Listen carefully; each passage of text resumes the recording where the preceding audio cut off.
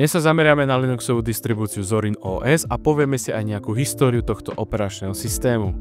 Zorin OS je operačný systém založený na Ubuntu, ktorý je špeciálne navrhnutý tak, aby bol čo najprístupnejší pre používateľov, ktorí prechádzajú z iných systémov.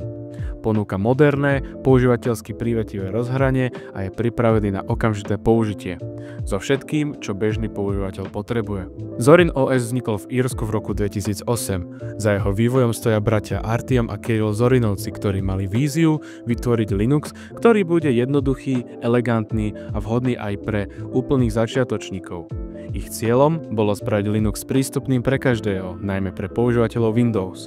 Projekt si časom získal dôveru komunity aj nových používateľov po celom svete. Zorin OS prichádza v niekoľkých edíciách, aby si každý našiel to svoje.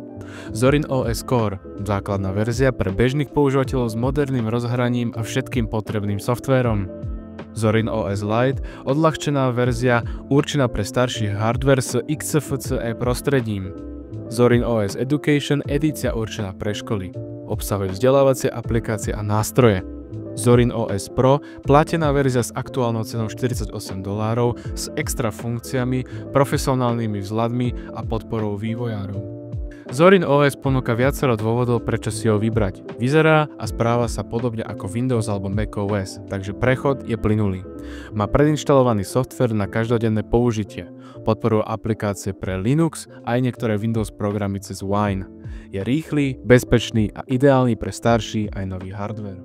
Ďakujem ti za zliadnutie. Určite budem rád za like, odber a nejaký ten komentár. A zároveň v popise videa sa nachádza aj dobrovoľný príspevok cez Buy Me a Coffee, cez ktorý mi môžete prispieť nejakým tým eurom, aby som mohol pre vás vymýšľať ďalšie skvelé videá. A ak vás natoľko tento operačný systém zaujal, v popise videa sa taktiež nachádza československá Linux komunita, ktorej som a vie vám pomôcť so všetkým ohľadom Linuxu. Vidíme sa na budúce.